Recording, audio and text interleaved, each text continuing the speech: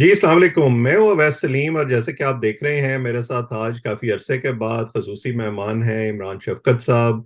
शाह जी जो हैं वो कभी कभार हमारे हाथ आते हैं, लेकिन खबरें इनके पास बहुत होती हैं, तो हमने सोचा कि आज इनसे पूछा जाए। शाह जी, आपका बहुत शुक्रिया वक्त देने के लिए। मैं आपसे पूछना ये चाहता हूँ कि जब तमाम लोग शकूक व शुबहात का शिकार थे 9 मई से पहले भी, तब भी आप बार बार अपने वीलॉग्स में ये कहा करते थे कि बड़े फैसले हो गए हैं और इमरान खान साहब को माफी नहीं मिलेगी जिस रास्ते पर वो चल पड़े हैं।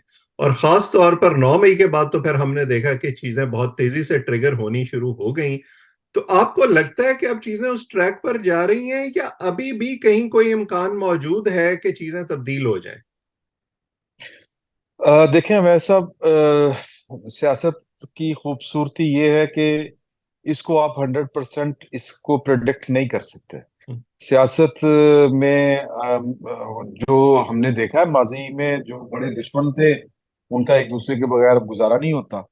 और जिनकी सियासतें माजी में हम समझते थे कि खत्म कर दी गई हैं और जिनके दावे होते थे वो उनके बरक्स नताइज निकले।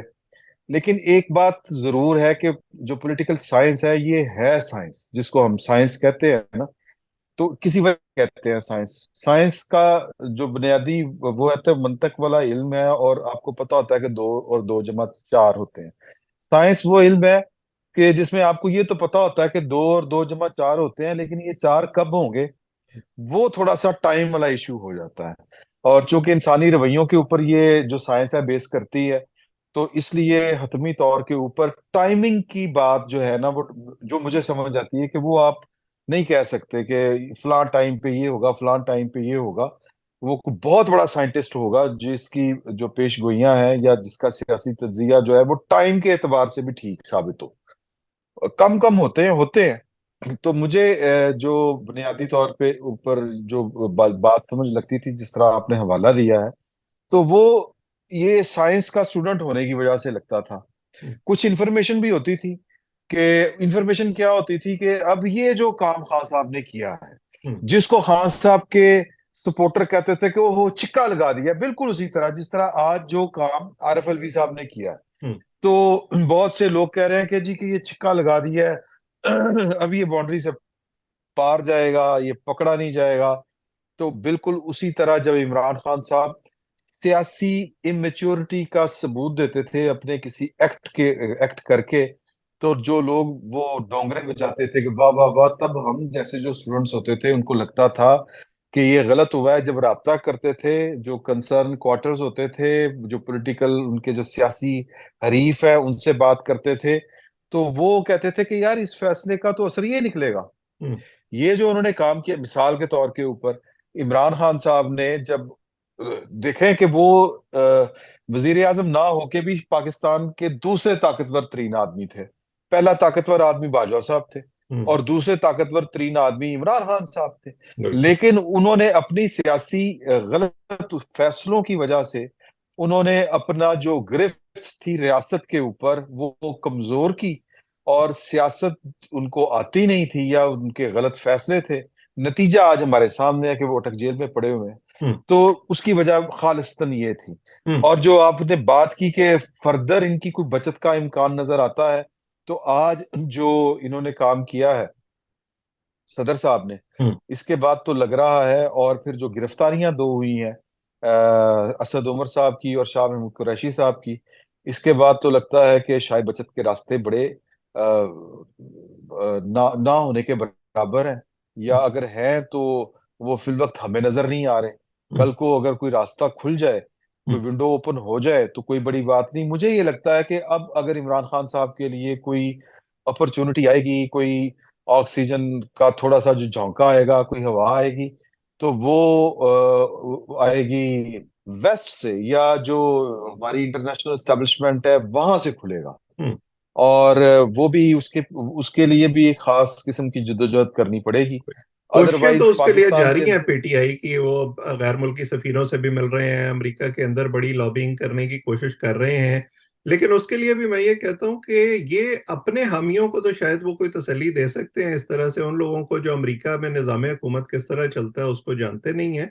क्योंकि अमेरिकी हुकूमत पर कोई बाइंडिंग नहीं है कि क्या हियरिंग हो रही है और क्या नहीं हो रही। वो जो सेनेटर या कांग्रेसमैन हियरिंग कर रहा है वो अपने जो इलेक्टोरेट है उसमें अगर पाकिस्तानी है उनसे उसने फंडिंग लेनी है तो उनको खुश करने के लिए अगर वो कर देता है तो उसका अमेरिकी हुकूमत पर कोई उतना असर होता नहीं है। बहरहाल अभी आपने जिक्र किया कि इमरान खान साहब जो है वो गलतियां करते रहे और गलतियों पे गलतियां करते रहे। आपके ख्याल में उनकी सबसे बड़ी गलती क्या थी?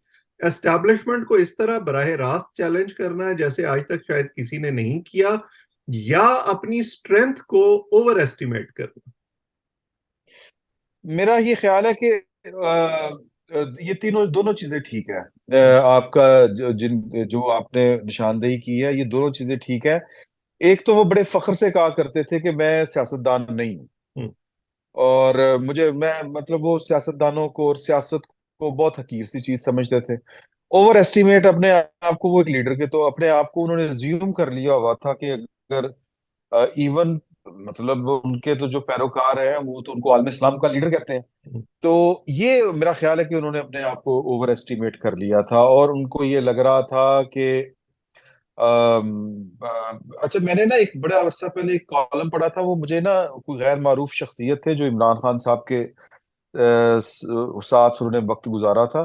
तो वो मैंने 2019 और 20 के दरमियान कहीं पे वो कॉलम पढ़ा था, जिसमें उन्होंने लिखा था कि एक सफर की रुदाद उन्होंने लिखी थी कि मैं और वो रशीद साहब जो होते थे पंजाब के सेक्रेटरी जनरल, वो ये हम जा रहे थे गाड़ी में, इन्होंने कहा कि जी के एस्टेब्लिशमेंट को फारिग करने का तरीका ना नवाज शरीफ को आया ना बेनजीर को आया। तरीका ये है कि पहला टन्योर आप उनकी मर्जी से गुजारे, दूसरा टन्योर जो है ना वो अपनी मर्जी से गुजारे, इस तरह करके उन्होंने कोई बात कही थी। तो मैंने उसके ऊपर व्लॉग भी किया था, और मुझे वो बड़ी बचगाना बात लग रही थी जब मैंने पढ़ा था। अब उसके मंदरजात मुझे बिल्कुल एग्जैक्ट याद नहीं है। तो खान साहब को ये लग रहा था कि मतलब वो कोई मसला ही नहीं है, तो काम एम ही एंज करके हो इन्होंने। तो वो कुछ मामलों में वो कुछ चीजों को अंडर एस्टिमेट कर गए, कुछ जो सियासत के अनासर हैं उनको अंडर एस्टिमेट कर गए, और कुछ वो अपने आप को ओवर एस्टिमेट कर गए, और कुछ जो है वो हमारे समंदर पार जो पाकिस्तानी है, उनको पाकिस्तान के जो पॉलिटिकल मैकेनिक्स हैं उनका अच्छी तरह से इदराक नहीं है। और इमरान खान साहब की सियासत का जो बेशतर हिस्सा है, उनकी गलतियां जो उन्होंने की हैं, मुझे लगता है कि वो हमारी जो सरजमीन में मौजूद जो उनके सपोर्टर और वोटर थे, उनसे ज्यादा जो उन्होंने तकिया किया वो, या जिनकी बातों में आए, वो हमारे समंदर पार पाकिस्तानी हैं। हम्म। और अभी और जाहिर है कि वो एक बहुत बड़ा एलिमेंट है पाकिस्तान की इकोनॉमी की वजह से। तो हमारी जो यहाँ पर जो इवन पाकिस्तान मुस्लिम लीग नून और पाकिस्तान पीपल्स पार्टी, वो भी जब इमरान खान साहब के कह लें कि उनका उनके लिए वो जो प्लान करते थे कि इन चीजों को किस तरह टैकल करना है, तो उसमें एक एलिमेंट ये भी होता था कि जो समंदर पार पाकिस्तानी है वो उनकी नाराजगी उनके पेश नजर होती थी। हम्म। तो वो उनकी सादगी थी। बहरहाल उनको मैं समझता हूँ कि ना पाकिस्तान के मामलात का भी इतना जाहिर है कि नहीं पता हो सकता, और ना उनको पाकिस्तान की सियासत का कोई इस तरह से इदराक है उस तरह से। ये मैं गलत भी हो सकता हूँ। तो वो बहुत चीजों को ब्लैक एंड व्हाइट में लेते हैं, बड़ा सादा सा लेते हैं। तो खान साहब को ये दो चार गलतफहमियों ने बेसिकली और खुशगुमानियों ने इन हालात में पहुंचाया है। You are very right. Hmm. तो अब जब वो कहते हैं, और इमरान खान साहब का खैर ये तो एक स्ट्रेंथ है कि वो हमेशा जो है गैर मामूली एतमाद का मुजाहरा करते हैं और पता नहीं लगने देते किसी को। अब वो अभी भी खैर जेल जाने से पहले तक वो बार बार ये कहते रहे हैं कि जी इंतखाबात जब भी होंगे जीतेंगे हम ही, यानी उनको ये अंदाजा तो है कि फौरी तौर पर नहीं हो रहे। मेरा कंसर्न ये है कि अगर होंगे भी तो क्या इमरान खान साहब और उनकी जमात बैलेट पेपर पर होंगे? आपको नजर आ रहा है कोई इस तरह की चीज? देखें, मुझे तो बिल्कुल नहीं नजर आ रहा, क्योंकि पाकिस्तान के अंदर जो पाकिस्तान की इस्टेब्लिशमेंट के मजाज से जो वाकिफ लोग हैं, वो उनको 2 दिन पहले तक तो ये लग रहा था कि देखें कि इतनी हैवी इन्वेस्टमेंट है पाकिस्तान तहरीक इंसाफ नामी प्रोजेक्ट के ऊपर पाकिस्तान की इस्टेब्लिशमेंट की, और इतने लोगों को वो, अगर आपको याद हो वो जो, यकीनन आपको याद होंगे वो इंटरव्यूज वसीम साफी साहब ने किए थे परवेज लाई साहब के उसमें, और फिर जो हमें यहाँ पर पाकिस्तान में रहते हुए जो उस वक्त तो लोग टूट टूट के जा रहे थे पाकिस्तान तहरीक इंसाफ को एकदम से जिस तरह करके चीजें मैनेज करके खड़ा किया जा रहा था, तो वो एक पाकिस्तान की इस्टेब्लिशमेंट की एक एक इन्वेस्टमेंट थी। तो जो ये मजाज आशना लोग हैं इस्टेब्लिशमेंट के, उनका ख्याल था कि इतनी बड़ी इन्वेस्टमेंट को पाकिस्तान की इस्टेब्लिशमेंट जाया नहीं होने देगी, और किसी तरीके के साथ पीटीआई को बचाने की कोशिश करेगी। इमरान खान साहब को समझाया बुझाया गया, और जो और समझाने वालों में शाह महमूद कुरैशी साहब जो थे वो पेश पेश थे कि आप थोड़ा सा सब्र कर लें, आप थोड़ा सा मतलब खामोशी इख्तियार कर लें, चीजें ठीक हो जाती हैं। वो हवाले दे, अब रिपोर्ट होता है कि उन्होंने हवाले भी दिए कि किस तरह देखें नवाज शरीफ साहब जो हैं वो फिर इन हो गए हैं, और आप भी जो है वो थोड़ा सा अगर हौसला करें और खामोशी इख्तियार करें और चीज मसलहत के तहत खामोशी इख्तियार कर लें, तो चीजें आपके वापस कंट्रोल में आ सकती हैं। हम्म। तो वो भी काम गड़बड़ हो गया। हम्म। मुझे नहीं लग रहा कि वो पीटीआई जो है अब उस तरह मंजर के ऊपर होगी जब भी इंतखाबात होंगे, ये चाहे अगले इंतखाबात तक हो या उससे आगे हो। हालांकि इससे फर्क नहीं पड़ता, हमने अपनी तारीख से जो सबक सीखा है वो ये है कि ख्याल बाकी रहता है हम्म। और नजरिया आगे बढ़ता है। तो और लोग अगर नजरिए के कायल हो जाएं तो वो चीजें आगे चलती हैं। लेकिन बिल्कुल। पीटीआई के मामले में मुझे लगता है कि ये एक नया एक्सपेरिमेंट है, हम्म। और इसमें शायद ये भी जब जो पॉलिटिकल साइंटिस्ट हैं वो जब इस पर गौर करेंगे तो उनको शायद उनके लिए ये कुछ नई जो चीजें हैं वो ऑब्जर्व करें और नई चीजें वो दरियाफ्त करें इसमें से, हम्म। कि इस अब तरह के जब तजर्बात होते हैं तो फिर क्या होता। मैं इसको मिला के पढ़ता हूँ, वो जो डीजीआईएसआई ने प्रेस कॉन्फ्रेंस की थी जिसमें उन्होंने कहा था कि जिन लोगों ने फौज की कमान संभालनी है अगले 15-20 साल तक, ये उनका मुश्तरका फैसला है। तो अभी तक की डेवलपमेंट से तो यही लग रहा है कि वाकई ऐसा ही है। तो अगर फर्ज करें चीजें इस तरह से होती हैं, तो ये जो एक सेंटिमेंट बहरहाल मुल्क के अंदर पैदा हो गया है, एक तबका तो मौजूद है, इमरान खान साहब की बड़ी पॉपुलर सपोर्ट मौजूद है, फिर ये लोग क्या करेंगे? आपका ख्याल है कि ये किसी और जमात को वोट देंगे, या ये मजीद मिलिटेंट होके सामने आएंगे जिसका एक रुख इन्होंने 9 मई को दिखाया? इन लोगों का क्या होगा? मेरा ये ख्याल है कि इनको जरा सब्र करार आ जाएगा हम्म। और देखें कि बात यह है कि जिस तरह जो चीज बनी होती है, अगर आप उसको संभालते नहीं है, हम्म। मिसाल के तौर के ऊपर कि हमारे सामने हमारी हम उस वक्त जो थे वो काफी यंग थे, हमारे सोचने समझने की सलाहियतें और तरह की थी, हम चीजों को और जावियों से देखते थे। जब इमरान खान साहब की तर्ज के ऊपर नवाज शरीफ साहब होते थे या नवाज शरीफ साहब को जिस तरह लाया गया था, नवाज शरीफ साहब ने वो जो थी ना तकरीर, मैं डिक्टेशन नहीं लूंगा, 93 वाली। अच्छा उस 93 वाली उस तकरीर के बाद से मतलब वो उनकी जो सियासत है वो मतलब कभी इन कभी आउट, कभी इन कभी आउट, वो इस तरह करके धीरे धीरे चलते रहे, और उन्होंने अपना वोट बैंक भी बचाया, और उन्होंने एक कह लें कि एक खास पॉलिटिकल स्कूल ऑफ थॉट जो है वो एक डेवलप किया, हम्म। एक हल्का फुल्का, यानी कि जो राइट वाले लोग थे उनको थोड़ा सा घसीट के सेंटर में लाने की उनको कोशिश की, और वो अपना वोट बैंक उनका कहलाया। लेकिन खान साहब ने जो है वो गलती पे गलती की, जो वक्त था संभलने का उस तरह वो संभले नहीं है। तो मुझे लगता है कि जिन्होंने ये पार्टी बनाई थी वो इसको बड़ी आसानी के साथ डिसमेंटल इस वजह से भी कर सकते हैं कि खान साहब ने इस अपनी पार्टी को बचाने के लिए कुछ किया नहीं। हम्म। ये देखें, खान साहब पहले तो बिल्कुल जो थे, मैं अगर ये कहूं कि गुलामाना तो नहीं मैं कहना चाहता, लेकिन डिक्टेशन लेने वाली एक जो सूरत हाल होती है कि सेम पेज इस लेवल के ऊपर था कि इनकी अपनी कोई सोच ही नहीं थी, अपना कोई ख्याल ही नहीं था, मां सिवाय इसके कि जी कि मैं अपने सियासी मुखालफिन के खिलाफ जितना बोलूंगा उतना मैं इन रहूंगा, हम्म। इससे ज्यादा तो उनका कुछ नहीं था। तो खान साहब ने जो कह लें कि चीजों को या अपनी पार्टी को एक कोई नया शेप, कोई नया एंगल देने की कोशिश नहीं की। हम्म। तो लिहाजा मुझे लगता है कि इनकी पार्टी को जिस तरह बनाया गया था उसी तरह ये आहिस्ता आहिस्ता डिसॉल्व हो जाएगी, और वो जो 15 साल वाली बात है हम्म, वो जो लोग खुद प्रोपेगेंडे के वजह से पाकिस्तान की फौज के अंदर मुतासर हुए थे, इमरान खान साहब के लिए हमदर्दियां थी।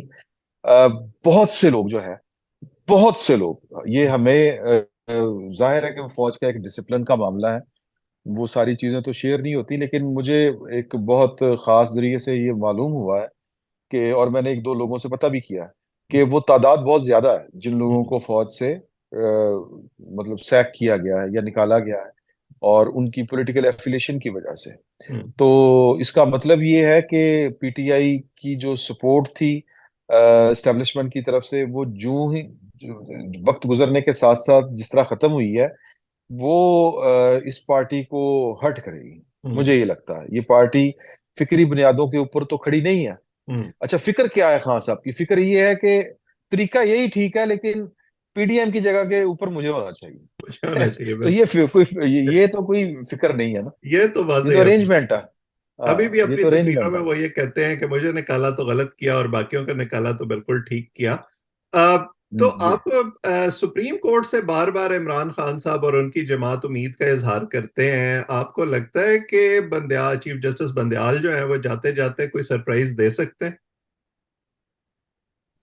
मुझे लगता है वो सरप्राइज देंगे तो वो जो सियासी कुव्वतें हैं, जो जिनके वो भी खिलाफ हैं, हम्म, जिनके खिलाफ वो फैसले देते रहे हैं, और उनको वो कोई सरप्राइज उनके लिए दे सकते हैं, और इसी वजह से नवाज शरीफ साहब वापस आने की अभी तक कोशिश नहीं कर रहे, और वो वेट कर रहे हैं कि, और मुझे लगता है कि ये ख्वाजा आसिफ साहब बिल्कुल दुरुस्त कह रहे हैं कि 0% रिस्क के ऊपर वो वापस आएंगे। हम्म, और बंदयाल साहब के होते हुए अब वो रिव्यू जजमेंट जो वाला केस था, उसमें जिस तरह करके उन्होंने फैसला दिया कि जो रूल्स हैं वो मुकद्दम है, और जो कानून है वो गैर मुकद्दम है या वो नीचे है।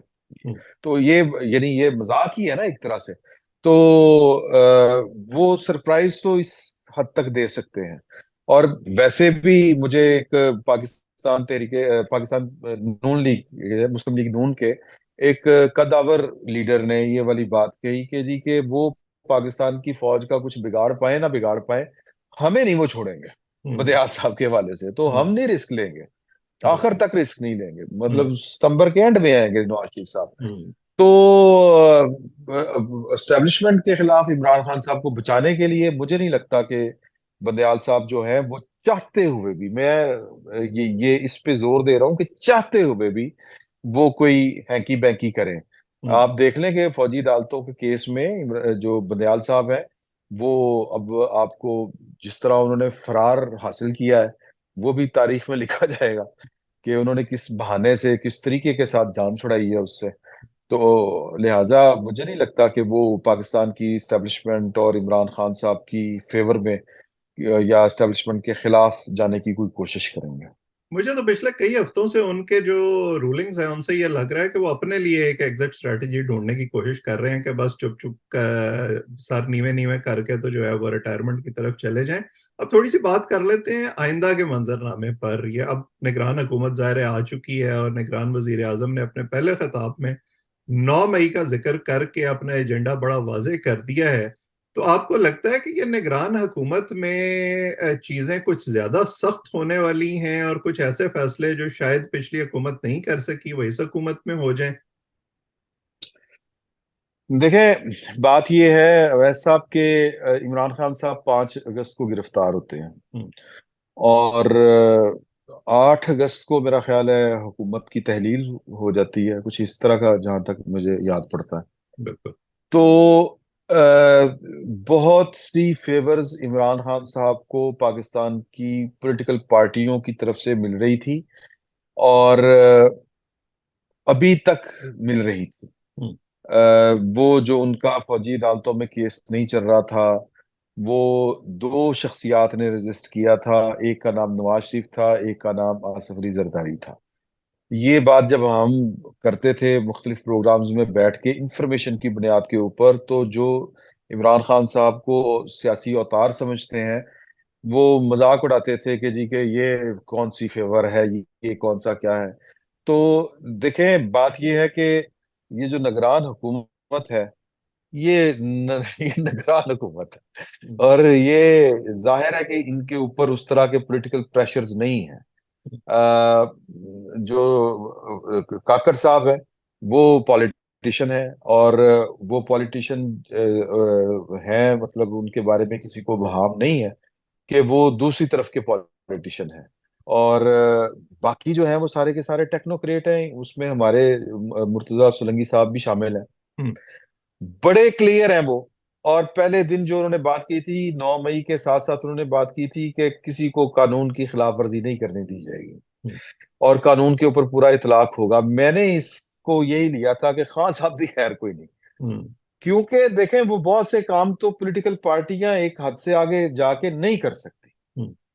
लेकिन जो निगरान हुकूमत है इसके ऊपर कोई इस तरह की सियासी जो है वो बोझ कोई नहीं है, ना वो इतना दूर कहीं सोचते हैं। और जो अब वैसे भी कानून जो है वो पिछली पार्लियामान बना गई थी, ये जो जिसके ऊपर आज फड्डा पड़ा हुआ है, और उससे पहले आर्मी एक्ट पहले का मौजूद है, 1953 का मौजूद है, और उससे पहले सीक्रेट एक्ट मौजूद है जिसमें तरमीम की गई है। तो इस गवर्नमेंट ने तो वो जो डे टू डे अफेयर्स हैं वो चलाने हैं, हम्म। और कानून की अंजाम दही के लिए और कानून के नफाज के लिए जो निगरान हुकूमत है वो ना आंखें बंद कर सकती है, ना उससे इनकार कर सकती है। और फिर जब वो कह दे कि 9 मई वाला बड़ी बदकिस्मती थी, तो सर वो उसके ऊपर बिलीव भी करती है। हम्म। तो मुझे लगता है कि इमरान खान साहब का जो मुश्किल दौर है, मैं हमारे जो पीटीआई पसंद या इमरान पसंद जो सहाफी थे, मैं उनको अक्सर कहा करता होता था, मेरे बड़े करीबी दोस्त हैं, आप अच्छी तरह जानते हैं उन हम्म। सबको। तो मैं उनके जो ट्वीट शीट वो करते थे तो मैं उनके आगे हाथ जोड़ देता था, यार ये ट्वीट वापस कर लें। कहते थे की हो जाएगा, मैं कह यार ये अभी तो पार्टी शुरू भी नहीं हुई, हम्म। पार्टी तो शुरू होनी है। तो पार्टी तो शुरू अब हुई है। हम्म। तो मतलब ये जमीनी हकायक है। तो जो हम पार्ट इसको फिलोसफिकल हम्म। और उसको कह लें कि नजरियाती तौर के ऊपर डिस्कस अलहदा से कर लेंगे किसी हम्म। वक्त, लेकिन जमीनी हकायक तो यही है हम्म। तो कि आप जो है वो रियासतों के खिलाफ इस तरह की चालें चल के बच नहीं सकता। हम्म। तो बिल्कुल आखिर में आप मुझे ये बताएं कि ये पार्टी जो अब शुरू हुई है ये कब तक जारी रहेगी और इसके बाद क्या होगा, क्योंकि 90 दिन वाली कहानी तो अब पीछे रह गई है। तो इलेक्शन कब नजर आ रहे हैं आपको और इलेक्शन के नतीजे में हमें क्या नजर आएगा? तो एक तो इंतखाबात जो है वो कब होंगे, एक ये बड़ा अहम सवाल है। जो मुझे नजर आ रहा है वो ये है कि इंतखाबात, मुझे जाती तौर पे लगता है, इन्फॉर्मेशन मेरी ये है कि कुछ लोगों को लगता है कि ये लंबी चलेगी, मतलब इरादे भी हैं क्योंकि हम्म। 2 साल 3 साल का कोई सुनने में आ रहा है।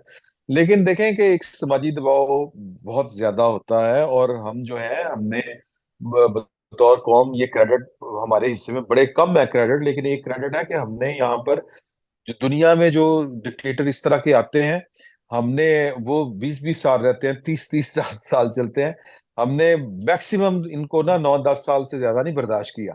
तो वो डबराए रास्त होते थे, हम्म। मतलब पूरे करो फर्क के साथ, डंडे के साथ।